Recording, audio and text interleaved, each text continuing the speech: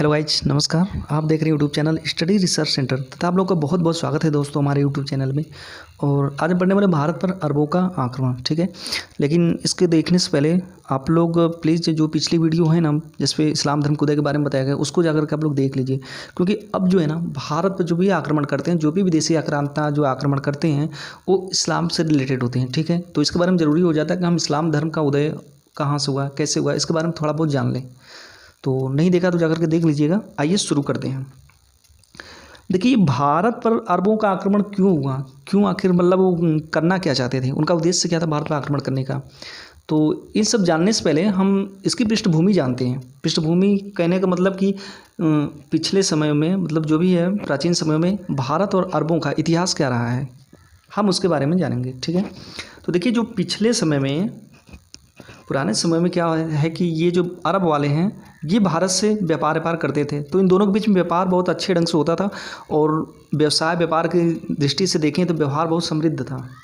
वे आते थे हमारे यहाँ से, रेशमी कपड़े हो गया, हीरा हो गया और आपके मसाले हो गए, तो इस तरह से बहुत सी चीज़ें खरीद के ले जाते थे और अपने उधर क्षेत्रों में उत्तरी अफ्रीका हो गया और प्लस उत्तरी अफ्रीका दोस्तों बोले तो मतलब जो वो अफ्रीका वाला है ना एरिया, जो उत्तर के साइड वाला, वहाँ प्लस कुछ यूरोपीय देश थे, वहाँ पे ये लोग व्यापार करते थे, बहुत ही ऊंचे दामों पे बेचते थे, ठीक है। और उसी से बेच के ही अपना जीवन यापन करते थे, क्योंकि दोस्तों कृषि जो व्यवस्था है ना वो आज भी नगण्य है और पहले भी नगण्य थी। वहाँ पे रेतीला इलाका, तो कृषि होना एकदम असंभव है, ठीक है। और दूसरी बात, आज वो लोग तेल बेच के, पेट्रोल डीजल ये सब बेच करके काफ़ी ज़्यादा मुनाफा कमा रहे हैं। तो उस समय क्या आया था कि उन लोगों को ज्ञान नहीं था पेट्रोल डीजल का। ज्ञान तो ज्ञान मतलब कहने के मतलब अगर ज्ञान भी होता तो करते क्या, किसको बेचते, कौन देश करता। जब उस समय मोटर गाड़ी इंजन ये सब था ही नहीं, तो दोस्तों उसका यूज क्या होता, कोई यूज करता, कोई देश नहीं करता। और जानकारी भी तो मतलब लोगों को होनी चाहिए ना कि हाँ इसका यूज डीजल इंजन, ये इंजन उस इंजन में गाड़ी मोटर में होता है। तो कोई मतलब नहीं था, बस यही था कि भारत से व्यापार करना, व्यापार के माध्यम से ही एक दूसरे देशों से अपना जो भी खाने पीने की वस्तुएँ ले लेते थे, ठीक है। और भारत की भी बात करें तो भारत उनसे तलवारें हो गया, घोड़े हो गए, ठीक है, खजूर हो गया, शराब हो गई, ये सब चीज़ें खरीदता था। तो इस तरह से व्यवसाय की दृष्टि से तो ठीक ठाक था। लेकिन जब इस्लाम धर्म का उदय हो चुका दोस्तों, तो उसके बाद क्या हुआ ना कि वो जो भी आते थे इस्लामिक व्यक्ति, वे भारतीयों से ईर्ष्या करने लगे। धीरे धीरे ईर्ष्या करने का मतलब कि उनके धर्म की संस्कृति कुछ अलग थी, हमारे धर्म की संस्कृति कुछ अलग थी, तो इसलिए थोड़ा सा उनको अजीब लग रहा था। वे मतलब भारतीयों से लड़ाई झगड़ा या फिर धर्म के प्रति कुछ वैसा टिप्पणी टिप टाप मतलब शुरू हो गया, धीरे धीरे खटपट।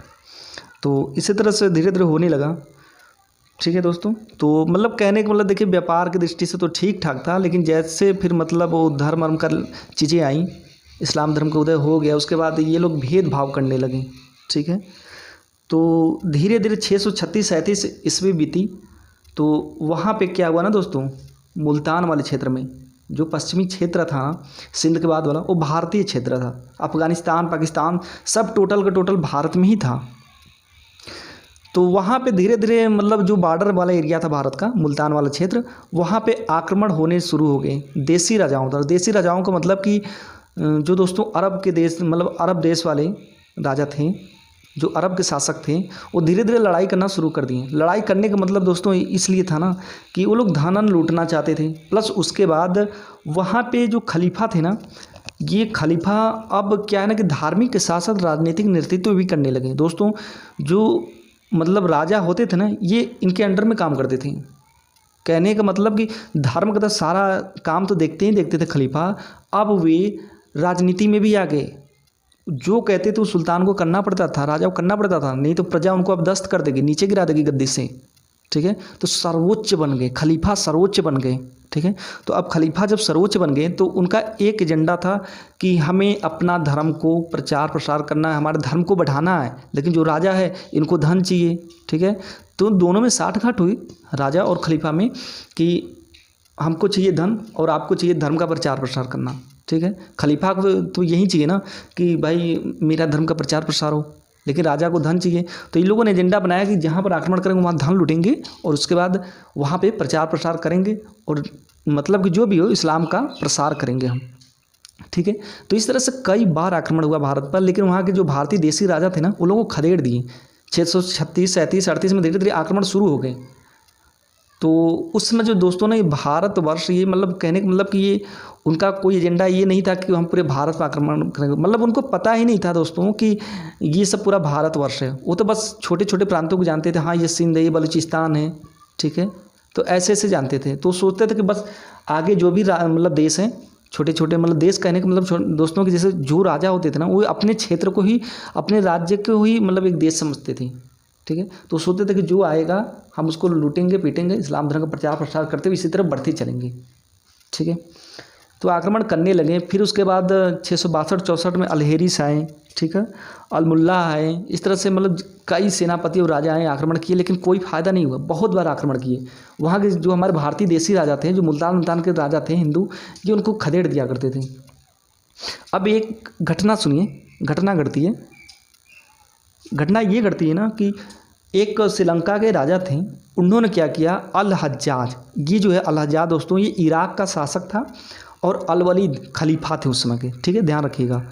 इन दोनों को खुश करने के लिए श्रीलंका के शासक ने उनको 8 जहाज उपहार भेजा। उपहार का मतलब है दोस्तों खूब रुपया पैसा, ठीक है, सोना चांदी, और अपने यहाँ की जो भी खाने पीने वाली चीज़ें होती है, जैसे होता है ना कि लोकल चीज़ें खुश करने के लिए भेजी जाती है। कहने का मतलब जैसे कि अगर मान के चलिए हम बाहरी व्यक्ति हैं, हम आगरा गए, ठीक है, आगरा गए, तो जो आगरा के निवासी हैं ना, वो हमको स्वागत करेंगे पेठा से, मतलब कुछ अपने यहाँ की चीज़ें दिखाने के लिए या फिर उस तरह से बताने के लिए वहाँ पे जो फेमस चीज़ें वो हमको खिलाएंगे। तो उसी तरह जो श्रीलंका की चीज़ें होती है, फेमस होती थी उस समय, तो वो सब चीज़ें भी काफ़ी मात्रा में भेजा, ठीक है। तो बहुत सारे उपहार गिफ्ट भेज दिए। 8 जहाज, कितना, 8 जहाज पूरा उपहारों से लैस करके भेज दिया। ये जो उपहार है, 8 जहाज के जो उपहार थे भरे, ये आपका अरब सागर से होते हुए जहाज इनका निकला, ठीक है। और उसके बाद ये निकल गया और अरब सागर से जहाज चलने लगे 8 का 8, ठीक है। भारत के किनारे होते होते जा रहा था जहाज, और तभी क्या हुआ कि एक सूचना मिली अल हज्जाज को कि हमारा जहाज लूट लिया गया, ठीक है, उनका जहाज लूट ही लिया गया, उनको सूचना मिली। अल हज्जाज को ये सब जैसे सुना, वह तुरंत वहाँ के जो देसी राजा थे, मतलब जो लोकल राजा थे, वहाँ पे संपर्क किया, ठीक है। तो उस समय जो जहाज लूटा गया था ना, ये सिंध प्रांत के क्षेत्र में लूटा गया था। हालांकि समुद्री क्षेत्र था, लेकिन सिंध के पास, मतलब सिंध से ही सटा था, ठीक है। वहाँ पर संपर्क किया, और वहाँ का जो मतलब शासक थे, जो राजा थे, वहाँ के राजा जो थे दाहिर थे, ठीक है। तो राजा दाहिर से इन्होंने पूछा, बोला कि हमारा जहाज़ लूट लिया गया है, इसमें मतलब किसने लूटा है, आपने लूटा है या फिर कैसे, अगर आपने नहीं लूटा है तो हमारी मदद कीजिए ऐसे वैसे। तो इन्होंने बोला देखिए हमको नहीं पता, हमने नहीं लूटा है, ठीक है, समुद्री लुटेरे थे, लूट ले गए हैं, और हमें इसके बारे में कोई सूचना नहीं है, हमने जहाज़ को नहीं लूटा है। इस पर अल हज्जाज जो था, बगदाद का शासक, जो इराक का शासक था, वो भड़क गया, ठीक है, भड़क गया, और उसने 2 बार आक्रमण करवाया राजा दाहिर के ऊपर, लेकिन दोनों बार उसे मुँह की खानी पड़ी, दोनों बार उसे मुँह की खानी पड़ी। फिर क्या हुआ, जब बार बार आक्रमण करने के बावजूद ये लोग हार जा रहे थे, ठीक है, कई बार, इसके पहले भी तो कई बार आक्रमण करवाया भारत पर, लेकिन भारत के देसी राजा जो थे, वहाँ के लोकल राजा, वो इनको खदेड़ देते थे। फिर क्या हुआ, अब इन लोगों का नहीं लगा कि नहीं, हमें एक मजबूत सैन्य संगठन की ज़रूरत है और एक मजबूत सेना बनाना चाहिए। फिर क्या किया, इसने बहुत ही अच्छे ढंग से मतलब अपनी सेना को वो प्रशिक्षित किया, ठीक है, नए नए हथियारों से उनको लैस किया और खूब मजबूत सेना बनाई। और बनाने के बाद अपना एक भतीजा था, उसका एक भतीजा था प्लस ससुर भी था, ठीक है, नहीं एक मिनट दोस्तों, ससुर नहीं था, मुझे दूसरे की याद आ गई, भतीजा था, ठीक है, 17 ही वर्ष का था। तो इसको ध्यान, ठीक है, तो इसका मतलब चाचा भी था और ससुर भी था, हाँ ससुर था, कंफर्म ससुर है। तो जो है ना, ये अल हज्जाज का एक भतीजा था, ठीक है, उसका नाम था इलाउद्दीन मोहम्मद बिन कासिम, इलाउद्दीन मोहम्मद बिन कासिम नाम था। अब क्या किया, उस सेना का नेतृत्व जो है अपने भतीजे को दिया, बोला कि इसका नेतृत्व, इसके सेनापति आप बनेंगे और आप जाकर के वहाँ पे सिंध पे आक्रमण करेंगे, ठीक है, राजा दाहिर पर आक्रमण कीजिए और वहाँ पे धन लूटिए, और लूटने के बाद वहाँ पे जो भी है, जो भी आप राज्यों को विजिट करेंगे, उस राज्य पे आप अपना अधिकार जमा करके वहाँ पे इस्लाम धर्म का प्रचार प्रसार कीजिए और इस्लाम धर्म को फैलाइए। मोहम्मद बिन कासिम अपनी सेना को लेकर के चल पड़ा। दोस्तों वह 17 वर्ष का मात्र नहीं हुआ था, अभी बालिग भी नहीं हुआ था, नाबालिग था, ठीक है, 17 वर्ष का ही था। वो अपनी सेना को लेकर चल पड़ा और सबसे पहले 711 ईस्वी में देवल पर आक्रमण कर देता है। दोस्तों ये जो देवल है ना, ये राजा दाहिर का ही क्षेत्र था, इस पर आक्रमण कर देता है। यहाँ पे जो है ना, ये राजा दाहिर बेवकूफ़ी का परिचय देते हैं, ठीक है, अपने भतीजे के सहारे छोड़ करके हट जाते हैं। भतीजा जो है कुछ राजपूतों को लेकर के लड़ता है, लेकिन वो झेल नहीं पाता, तो यहाँ पे मोहम्मद बिन कासिम ने इसको जीत लिया, देवल को, ठीक है। अच्छा, एक चीज़ ध्यान रखिएगा, हमेशा क्वेश्चन में अक्सर पूछता है कि मोहम्मद बिन कासिम ने भारत पर आक्रमण कब किया और सिंध पर आक्रमण कब किया। क्वेश्चन नंबर 1 है भारत पर मोहम्मद बिन कासिम ने आक्रमण कब किया, और दूसरा क्वेश्चन है सिंध पर आक्रमण कब किया। काफ़ी ज़्यादा दोस्तों इसमें कन्फ्यूजन होती है, लोग अगर नहीं पढ़े होते हैं ना तो फिर बड़ा मुश्किल हो जाता है। देखिए, देवल जो है ना भारतीय क्षेत्र था, तो भारत पर पूछेगा आक्रमण कब किया तो 711 में करेंगे। अगर पूछेगा सिंध पर आक्रमण कब किया तो 712, क्योंकि दोस्तों सिंध के बाद भी तो क्षेत्र था ना भारत का, ठीक है। तो सबसे पहले उधर देवल था, तो देवल तो भारत में ही था। देवल पर आक्रमण करना इसका मतलब भारत पर आक्रमण करना, तो ध्यान रखिएगा भारत पर आक्रमण 711 में, सिंध पे 712 में, ठीक है। अब देखिए क्या हुआ, देवल में तो हो गया, उसके बाद आगे बढ़ता है और नेउन पहुंचता है। नेउन दोस्तों ये भी राजा दाहिर का क्षेत्र था। यहाँ भी अब क्या बताऊँ, राजा दाहिर पता नहीं कौन से दिमाग के थे, इनके अंदर सेंस ही नहीं था। देखिए यहाँ पर भी ये दूसरे के भरोसे छोड़ दिए, वो भी किसके भरोसे, एक पुरोहित के भरोसे ने उनको छोड़ दिया। बोला कि कासिम आता है, इससे लड़िए। दोस्तों आप ही बताओ, जो पुरोहित होते हैं क्या वो युद्ध कला कौशल में, मतलब युद्ध कला में कौशल रहेंगे? नहीं ना। उनको तो बस अपनी पूजा पाठ कराना, धार्मिक अनुष्ठान कराना, ये सब चीज़ें आती है ना, लड़ाई झगड़ा तो थोड़े ना करने आती है। लेकिन राजा दाहिर को अब क्या बताया जाए, वो उसके मतलब पुरोहित के हवाले छोड़ करके निकल पड़े। तो यहाँ पे क्या हुआ दोस्तों ना, कि यहाँ पे सबसे ज़्यादा बौद्ध थे। कौन थे? बौद्ध धर्म के अनुयायी थे। और आपको अच्छी तरह से पता है जो बौद्ध धर्म के अनुयायी होते हैं वो शांति प्रिय होते हैं, वो लड़ाई झगड़ा नहीं करते हैं। तो यहाँ पर भी लड़ाई नहीं हुई और यहाँ पर मोहम्मद बिन कासिम ने बहुत ही आसानी ढंग से इस पे नेउन पर विजय कर लिया, क्योंकि बौद्ध लोग लड़े नहीं, वो शांति प्रिय होते हैं। और पुरोहित ऑलरेडी उसको कुछ पता ही नहीं है युद्ध कला कौशल के बारे में, ठीक है ना। तो यहाँ पर भी नेउन पर आसानी से जीत दर्ज कर लिया मोहम्मद बिन कासिम ने। अच्छा, इसका देखिए हम लोग ना बहुत मतलब कंटिन्यू जैसे जैसे ये बढ़ रहा हम वैसे वैसे कर रहे हैं। इसमें क्रम भी पूछता है, देवल के बाद नेउन, नेउन के बाद सेमान, तो इसको क्रम को याद रखिएगा, ठीक है, बहुत इंपॉर्टेंट है। एग्जाम में क्रम पूछता है, सबसे पहले आक्रमण किस पे किया, फिर उसके बाद कैसे किस पे किया, ध्यान रखिएगा। उसके बाद दोस्तों ये पहुँचता है, कासिम जो है सेहवान पहुँचता है। सेहवान को सिविस्तान बोलते हैं और यहाँ पर एक राजा रहता है माजरा नाम का, ठीक है, माजरा।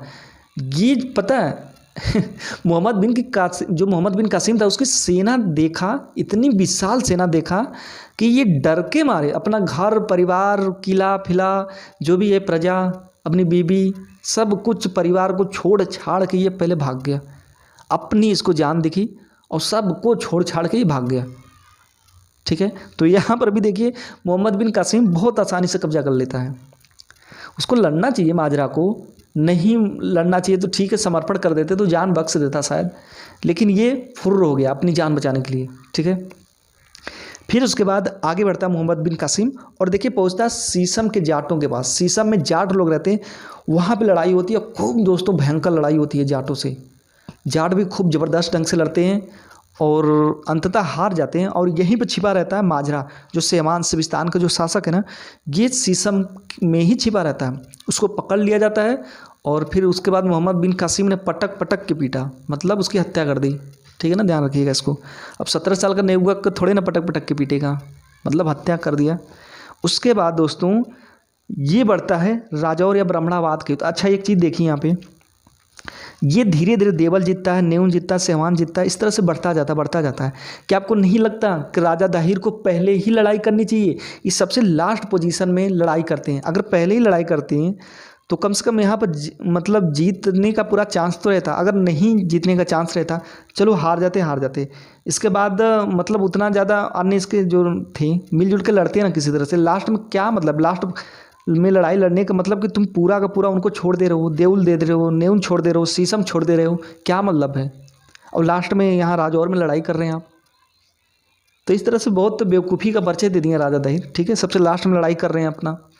तो यहाँ देखिए राजौर या ब्राह्मणावाद का युद्ध होता है, ठीक है। यहाँ पर राजा दाहिर लड़ते हैं और बहुत ही दोस्तों बहुत ही मतलब भयंकर युद्ध होता है दोनों के बीच में। राजा दाहिर हाथी पर मतलब बैठ कर लड़ाई करते हैं, तो क्या हुआ ना कि इनकी हाथी का मार करके पैर तोड़ दिया जाता है, बहुत बुरी तरह से हाथी को चोटिल कर दिया जाता है। हाथी लड़खड़ा के गिर पड़ता है। लड़खड़ा के जब गिर पड़ता है उसके बाद भी राजा दाहिर हार नहीं माने, नीचे से अपना युद्ध जारी करते हैं, युद्ध जारी रखते हैं, ठीक है। लेकिन मोहम्मद बिन कासिम के आदेश पे उनके घुड़सवारों ने इतनी तीर मारा कि राजा दाहिर की छलनी छलनी कर दिया, ठीक है। और यहीं पे इनकी लीला समाप्त हो जाती है। और फिर इनकी एक पत्नी रहती दोस्तों, ठीक है, उन्होंने जौहर व्रत प्रथा का पालन किया, ठीक है। वो अपनी मान सम्मान बचाने के लिए उन्होंने जौहर व्रत प्रथा का पालन किया। मान सम्मान का मतलब दोस्तों, ये लोग जहाँ पर आक्रमण करते थे ना, वहाँ पे ज़बरदस्ती हिंदू महिलाओं को अपनी रखैल बना लेते थे, हिंदू लड़कियों को अपनी रखैल बना लेते थे, बहुत उल्टा सीधा करते थे, जहाँ जिसको पाते थे उल्टा सीधा करते थे। और धन लूटना ज़बरदस्ती, पूरे मतलब राजा को तो लूटना ही लूटना, जो वहाँ की आम जनता थी, आम प्रजा थी, उनको भी खूब ज़बरदस्त ढंग से लूटते थे। तो इसलिए उन्होंने अपनी इज्जत बचाना सोचा, ठीक है ना। तो उसके बाद जौहर व्रत प्रथा का पालन किया। और सबसे पहले ध्यान रखिएगा, इसको नोट कीजिएगा, एग्जाम में आ सकता है कि सबसे पहले जौहर व्रत प्रथा का पालन किसने किया, तो राजा दाहिर की पत्नी ही थी, ओके। और दोस्तों फिर उसके बाद आगे बढ़ता है। आगे बढ़ने का मतलब कि आलोर पहुंचता है, वहाँ पे इनके पुत्र रहते हैं राजा दाहिर के, राजा जयचंद्र नहीं दोस्तों, जयचंद एक दूसरा शासक था जो कि एक गद्दार किस्म का था, उसके बारे में हम आगे पढ़ेंगे। बहुत गद्दारी करता अपने देश के साथ, उसी का तो हम उदाहरण देते हैं। कह रहे यार तुम जयचंद हो क्या, तो आज भी हम उसका सोचिए, इतने मतलब धीरे धीरे हजार वर्ष हो गए, 800-900 हज़ार वर्ष, लेकिन आज भी हम उसका उदाहरण देते हैं। तो जयचंद नहीं थे, जय सिंह थे, बहुत अच्छे थे, ठीक है। और ये राजा दाहिर के पुत्र थे। ये लड़ाई करते हैं लेकिन फिर वहीं हार जाते हैं। हारने का दोस्तों कारण ये था ना कि इनके जो सगे संबंधी थे ना, इन लोगों ने इनके साथ विश्वासघात कर दिया। और हमारे देश के अंदर उस समय इतनी ज़्यादा ये सब चीज़ें थी कि एक दूसरे का पैर पकड़ के खींचने बहुत लगे थे, बहुत ही मतलब विश्वासघात करते थे। तो विश्वासघात कर दिया और उसके बाद राजा जय सिंह हार गए और इनको तलवार के नोक पे ज़बरदस्ती इनको इस्लाम धर्म कबूल करवा दिया गया, ठीक है। और जो मोहम्मद बिन कासिम की सेना थी ना दोस्तों, ये मतलब कि क्या बताएं, ये जिहाद की भावना से लड़ रही थी। जिहाद का मतलब होता है दोस्तों कि अपने अल्लाह के लिए लड़ना, मतलब अपने अल्लाह के लिए कार्य करना। जैसे कि उनको एक तरह से बता दिया जाता था कि अगर आप मतलब इस लड़ाई में मारे जाते हैं तो आप सोच लीजिए कि आप अपने अल्लाह के लिए प्यारे हो गए हैं, ठीक है। अपने अल्लाह के लिए लड़ रहे थे, आप एक धर्म के लिए लड़ रहे थे, बहुत अच्छा कार्य कर रहे हैं। अब दोस्तों कोई भी हो, अपने धर्म के बारे में अगर कुछ मतलब आप उनको बोलोगे ना, तो अपने धर्म के बारे में नहीं सुनेगा, वो सुन ही नहीं सकता, तुरंत मार पीट के भगा देगा आपको। तो उसी तरह ये लोग सोचते थे, जो सैनिक थे इनके अंदर जिहाद की भावना भर दी जाती थी। ये लोग सोचते थे कि हम तो भाई मतलब अगर मर भी गए तो हम अल्लाह के लिए नेक बंदे होंगे, ठीक है, अल्लाह के सबसे प्यारे बंदे होंगे। तो इसलिए पूरी जोर शोर से पूरा लगा करके हिम्मत लड़ते थे। और आप लोगों को अच्छी तरह से पता है कि अगर आप जी जान लगा देंगे किसी काम में ना, तो आपकी जीत निश्चित है। तो ये लोग जिहाद की भावना से लड़ते थे। और यहीं पर आलोर विजय करने के बाद दोस्तों, जो मोहम्मद बिन कासिम था ना, इतना बड़ा नरसंहार कराया ना कि आप सोच नहीं सकते। जितने भी नगर के जितने भी 17 वर्ष ऊपर के पुरुष थे, सबको एक सिरे से कटवा दिया, सिर्फ पुरुषों को, महिलाओं लड़कियों को नहीं। आखिर इसका उद्देश्य क्या था? यहाँ पर लड़कियाँ भी थी, औरतें भी थी, उनको भी तो कटवा देना चाहिए, लेकिन नहीं कटवा दोस्तों। उनको अपनी रखैल बनवाता, इस्लाम धर्म परिवर्तन करवा के। तो इस तरह से उसने मतलब बहुत बुरी तरह से नरसंहार करवाया। शहर के सारे 17 साल के जितने भी ऊपर थे पुरुष, सबको कटवा दिया। और ये जितना भी मतलब राज्य विजित करता था ना, वहाँ पे दोस्तों ये इस्लाम धर्म ज़बरदस्ती कबूल करवाता था। ज़बरदस्ती, नहीं करवाओगे मार दिए जाओगे। मारने का मतलब कि दोस्तों सबसे पहले ये मतलब बोलते थे कि कबूल करो, अगर कबूल नहीं करते थे तो फिर मार डालते थे। और वहाँ पे राजा के साथ साथ जनता का भी धन लूट लेते थे बहुत बुरी तरह से। उसके बाद विजित करने के बाद देखिए यहाँ पे आलोर में यहाँ पे क्या हुआ कि इसने जजिया कर लगाया। जजिया कर मतलब कि दोस्तों यहाँ पर देखिए, जजिया का मतलब होता है जैसे कि आप हिंदू हैं तो आपको टैक्स देना पड़ेगा। उस समय क्या होता था कि जो मुस्लिम शासक थे वो हिंदू अगर जहाँ वहाँ पर विजिट कर लेते थे, तो बहुत से ऐसे शासक थे जो मुस्लिम जो जजिया कर लगाते थे। जजिया कर का मतलब अगर आप हिंदू हैं तो आप टैक्स देंगे, बताइए, आप ही सोचिए, आज के समय में अगर लगा दिया जाए कि हम हिंदू हैं तो सरकार कहेगी तुम्हें इस्लाम धर्म कबूल करना पड़ेगा, या फिर इस्लाम धर्म अगर कबूल नहीं करते हो तो महीने के 2,000 रुपये दोगे। किस लिए? क्योंकि तुम हिंदू हो। अगर वही मुस्लिम रहता तो उनसे 1 रुपये भी नहीं लेते। तो उनका ये मतलब था कि जजिया का मतलब कि आप अगर मतलब हिंदू हैं तो आपको टैक्स देना पड़ेगा, हिंदू टैक्स, वो होता है जजिया कर, ठीक है। लेकिन कुछ लोगों पे नहीं लगाया। तो कुछ लोगों का मतलब दोस्तों जैसे ब्राह्मण हो गए, ठीक है, ब्राह्मण हो गए, बच्चे हो गए, स्त्रियां हो गई, और लूले लंगड़े अपंग लोग जिनका अंग भंग हुआ हो, अंग विकृत हुआ हो, ठीक है, हाथ पैर टूटा हो या फिर कुछ भी उनके अंग भंग हुआ हो, ठीक है, ध्यान रखिएगा। इन चारों पे नहीं लगाया गया था। ध्यान रखिएगा, एग्जाम में कई बार पूछ चुका है कि किस पे नहीं लगा था। और कितना कितना लगा था? 12 दिरहम, 24 दिरहम और 48 दिरहम, मतलब जो जैसा था उसके हिसाब से लगाया गया था टैक्स। कौन सा? जजिया टैक्स, ठीक है दोस्तों। तो इतना सब होने के बाद क्या हुआ कि अब ये सोच ही रहा था कि अभी हम आगे बढ़ेंगे और बहुत मार काट मचाएंगे, पैसे लूटेंगे, धन लूटेंगे, ठीक है, सोना चांदी हीरे लूटेंगे, और मतलब कि पूरा का पूरा इस्लाम धर्म प्रचार प्रसार करवा देंगे, सबको इस्लाम धर्म अपनवा देंगे। इधर तो जितना जीता था सबको ज़बरदस्ती तलवार के नोक पे करवा ही दिया इस्लाम धर्म, मतलब परिवर्तन। अब ये आगे की सोच ही रहा था, तभी इसके बाद संदेश आता है इराक से कि वहाँ पे आपके चाचा जी और अल वलीद जो खलीफा हैं उनकी मृत्यु हो चुकी है, तो आप ये जो विजय अभियान लेके जा रहे हैं ना, इसको यहीं पे स्टॉप कर दीजिए और चलिए सुलेमान आपको बुलाए हैं। सुलेमान का मतलब दोस्तों, अल वलीद की मृत्यु के बाद एक नया बना है खलीफा, उसका नाम था सुलेमान, वह अल वलीद का भाई था। तो जब इसने ये सोचा ना तो इसको बड़ा मतलब डर लगा। थोड़ा डर लगने का मतलब ना दोस्तों ये है कि जैसे इसके पहले के जो खलीफा थे प्लस इसके जो चाचा थे अल हज्जाज, उनकी दुश्मनी चलती थी सुलेमान से, क्योंकि आपको ऑलरेडी मैंने पहले ही बताया था कि खलीफा को लेकर इनके बीच वर्चस्व होता था, लड़ाई होती थी। सुन्नी चाहते थे कि हमारा खलीफा बने, मतलब ये खलीफा बने, और शिया चाहते थे कि दूसरा कोई खलीफा बने, सिर्फ उनके जो भी हैं मतलब कि सगे संबंधी मोहम्मद साहब के। तो इस तरह से लेकर के खलीफाओं के लिए लड़ाई होती थी। तो सुलेमान का ऑलरेडी दुश्मन था अल हज्जाज, और ये जो है मोहम्मद बिन कासिम उसका भतीजा।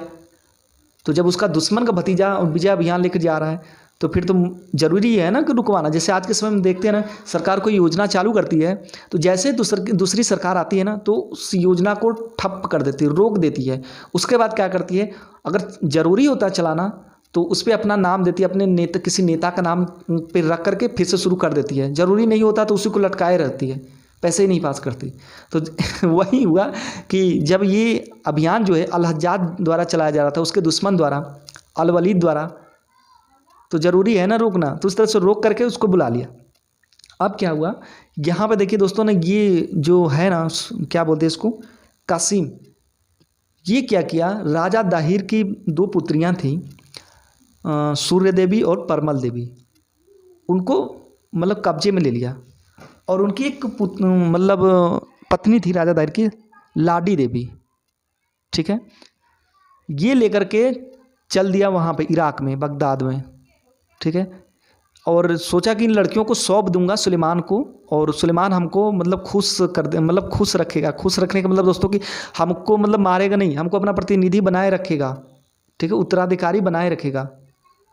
और सिंपल सी बात है, दुश्मन का भतीजा है तो फिर हो सकता है कुछ भी कर दे, इसलिए इसको डर लग रहा था और उसने दोनों लड़कियों को लिया और चल पड़ा। तो वहाँ पर जाने के बाद दोस्तों एक घटना घटती है। घटना ये है कि जब रात को सुलेमान उन दोनों लड़कियों के साथ हमबिस्तर होने जा रहा था, तभी ये दोनों लड़कियाँ बोली कि देखिए हमबिस्तर तो होने जा रहे हैं आप, ठीक है, अब जो भी हैं आप हमारे ही हैं, कुछ भी हमारे साथ कर सकते हैं, लेकिन आपसे हम एक बात कहना चाहते हैं, एक रिक्वेस्ट करना चाहते हैं। तो सुलेमान जो खलीफा था उसने बोला कि बताओ क्या बात है। तो इन दोनों लड़कियों ने बताया कि देखिए क्या है ना कि आपसे हमबिस्तर होने से पहले हमें कासिम ने अपने साथ मतलब अपने बेड पर हमसे हमबिस्तर हो गया है, हमारे साथ सो चुका है।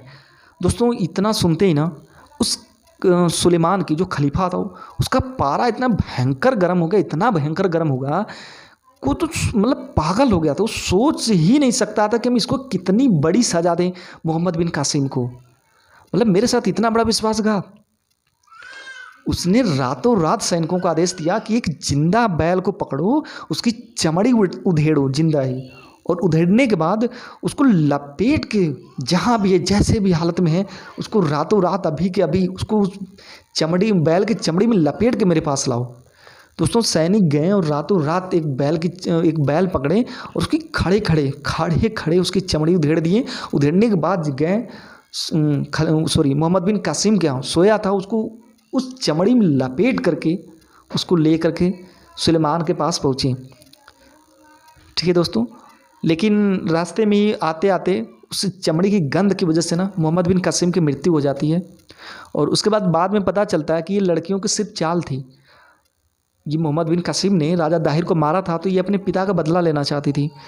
तो फिर क्या हुआ कि इसने, सुलेमान ने इन लोगों को मतलब जिंदा ही एक दीवार बनवाया और उसमें चुनवा दिया। चुनवा देने का मतलब दोस्तों, उस दीवार में इसको पैक करवा दिया। समझ गए ना। तो इस तरह से ये हमने टॉपिक बहुत अच्छे ढंग से देखा। जो भी है आपका एग्ज़ाम की दृष्टि से यही था, ठीक है ना। और ये जो कहानी का जो वर्णन मिलता है ना दोस्तों, ये चचनामा नामक पुस्तक में, अगर कभी पूछ दे कि कासिम की मृत्यु का वर्णन कहाँ पे मिलता है तो चचनामा एक पुस्तक है, उसमें मिलता है। तो वीडियो अब अगर आप लोगों को पसंद आती है तो फिर लाइक कीजिए, सब्सक्राइब कीजिए, शेयर कीजिए, ठीक है। मेरा भी साथ दीजिए आप लोग। और इसके बाद हम पढ़ेंगे भारत पे तुर्कों का आक्रमण, ठीक है। तुर्कों में गजनवी को देखेंगे, उसके बाद गोरी को देखेंगे। इस तरह से देखते देखते हम सल्तनत काल की तरफ बढ़ेंगे। तो ठीक है दोस्तों, नमस्कार। और यहीं पे वीडियो स्टॉप करते हैं, ठीक है, नमस्कार।